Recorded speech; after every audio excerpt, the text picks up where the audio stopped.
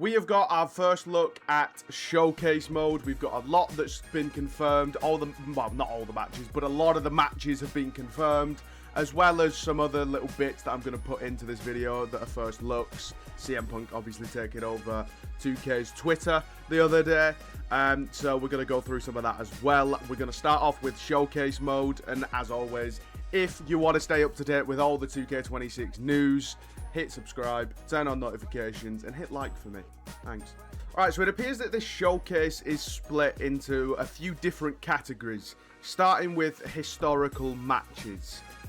These matches are CM Punk versus JBL from SummerSlam 2008, CM Punk versus Rey Mysterio Armageddon 2008, CM Punk versus Randy Orton WrestleMania 27, CM Punk versus The Undertaker WrestleMania 29, CM Punk versus John Cena at Raw February 2013, CM Punk versus The Rock at Elimination Chamber in 2013, CM Punk versus Brock Lesnar SummerSlam 2013, CM Punk versus Drew McIntyre Bad Blood, CM Punk versus Seth Rollins the Netflix premiere, CM Punk and Seth Rollins versus Roman Reigns at WrestleMania 41, obviously the triple threat match. There's then also 3 matches which they're branding as fantasy warfare.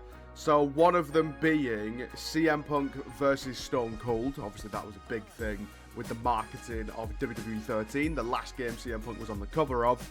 CM Punk versus Eddie Guerrero, and CM Punk and AJ Lee versus The Miz and Maurice. Just to touch on the Maurice stuff quick as well.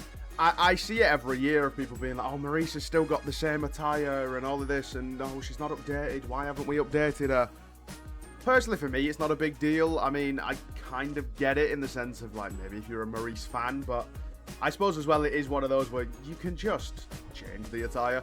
But I just feel like it's not that big of a deal. She's not been in WWE for years, so it's kind of like, why would we update her if she's not on the roster? You know what I mean? Community Creations is there for a reason. You know what I mean? Alright, we then move on to the what if matches. So this is if CM Punk never left WWE all those years ago. This doesn't actually specify what the what if matches are going to be. It just says, what if certain rivalries went differently? What if redemption came sooner? It also just says that you can unlock legends, alter tires, managers, championships, arenas, all of that stuff. So I don't really know what other, like, what if stuff they would do, but we'll have to wait and see. Also as well, if you're not the biggest fan of grinding out the showcase, you know, playing all the matches and to unlock them all or whatever, now for the first time you can just play the ending gauntlet.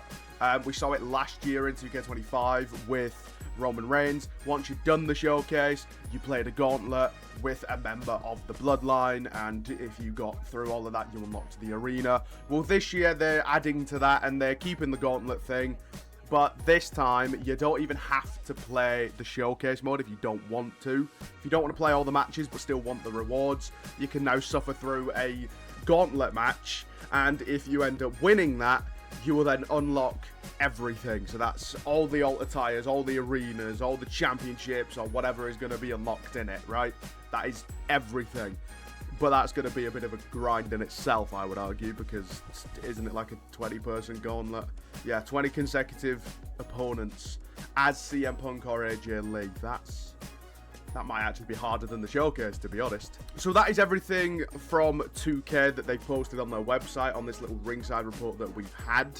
I'm now just going to go through some stuff that's come out over the last couple of days. We've had a few reveals, few entrances coming out, and all of that kind of stuff. So CM Punk did like a thing before Raw yesterday of where he took over 2K's social channels and basically just started to leak stuff that wasn't meant to be coming out for weeks. I think we've done similar things before, but yeah, we got a look at Roxanne Perez's entrance, which I must say looks pretty good.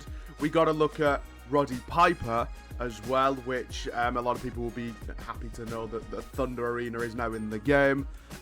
There's also a look at my GM. There's a screenshot. Carmen Petrovic is on that. She's confirmed. Pretty much everyone's got new renders. Obviously, Ricky Saints is on it. We knew he was going to be in the game. He's been in the trailers and whatnot. We also got a bit of a look at Showcase as well. We got a slightly different Showcase trailer. I suppose sorry, we got the showcase trailer, and then obviously today we've had the Ringside Reports where they do different things. But either way, we got our first look at that before the thing dropped today. We also got a look at the menus as well in the trailer. In the Ringside, God, I'm getting those two confused now. In the Ringside Report, basically it's showing you a bit of a breakdown. CM Punk takes over using Slingshot technology, so that's confirmed again. We also got a look at, match timeline, and then you can just choose the gauntlet straight away. We've got a look at that. Apparently as well, CM Punk and AJ Lee do have their own tag team entrance. This coming from What's the Status on X. Who noticed it in one of the videos. I think it probably would have been the Ringside Report. But yeah, it does appear that they have some kind of joint entrance. I imagine that is for the Miz and Maurice What If match, or whatever they deemed it as. We got quite a look at a lot of all the different versions of CM Punk. And I know a lot of people don't really like getting a whole bunch of versions of the same person, because it, when 2K come out and say, oh, there's over like 400 people that you can play with on this roster and whatever, people are like, well, yeah, but we've got like 20 versions of John Cena over here, you know what I mean? We've got like 17 versions of CM Punk now, So I get it, but I mean, listen, I'm not going to be down on it. I think it's great. Gives you like, every so often as well, I feel like when I play 2K, every so often, I do sometimes don't want to use the current version of people, you know what I mean?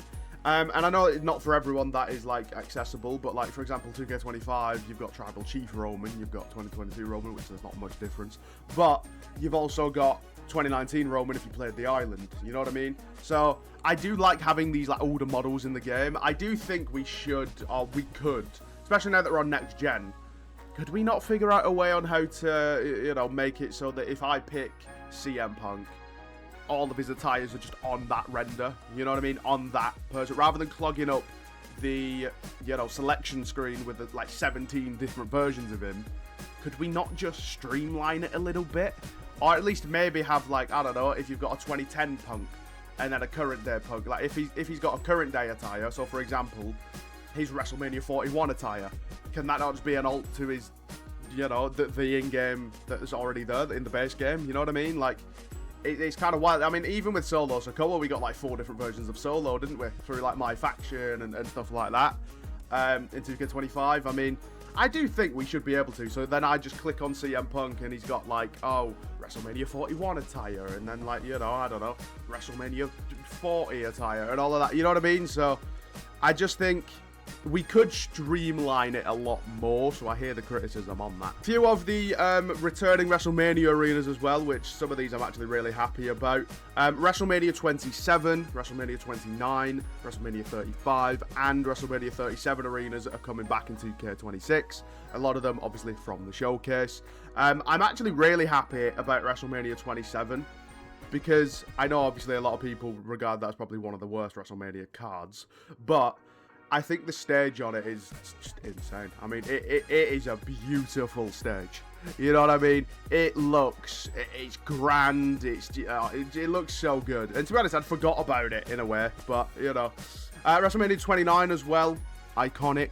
Cena versus Rock took place there as well, To be honest, I know people have mixed opinions on WrestleMania 35's arena. Oh, it's just a big screen and blah, blah, blah, blah. But even in WrestleMania 37 being in there, I think is kind of cool. We also got some new looks and some new screenshots as well, of course. We can see CM Punk's arena, which I'd imagine once you complete the showcase, and then the gauntlet, you'll unlock the arena. It's a CM Punk arena, but instead of the SmackDown fist, it's CM Punk's fist. We got some different screenshots from the matches, of course. Him versus Randy. We also got a look at, obviously, WrestleMania 41. And interesting, actually, it's just jogged my memory here. In the trailer, when they're showcasing the triple threat match, it actually shows when Paul Heyman's about to low blow CM Punk turns around and, like, prevents it. So is that going to be a part of the what if? I don't know. But, I feel like, didn't we do a similar thing where you could change the outcome of some things? Didn't we do that with Roman's showcase? I can't quite remember, to be honest, because showcase normally I play at the very start of the game, and I don't ever really go back, because to me there's not really a need to go back.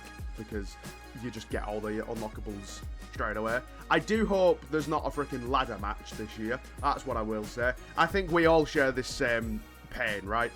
I mean, women's Money in the Bank match on 2K25 Showcase. Oh my god.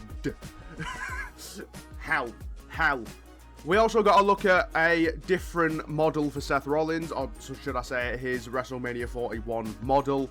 It looks like he is going to have a unique entrance, or entrance motion, should I say, because he has got the flamethrower in this specific image. And I think that's pretty much it. We did also get a look at Blake Monroe a couple of days ago, which I haven't spoken about, but other than that, I don't think I've missed anything. There could still be stuff that, you know, maybe is even coming out as I'm recording this, but obviously we'll cover it in other videos. And as always, if you do want to stay up to date with 2K26 content and news, then hit subscribe, turn on those notifications, and leave a like if you enjoyed the video. Let me know in the comments as well what your thoughts are currently on 2K26. I have seen some mixed opinions. Are you excited for it?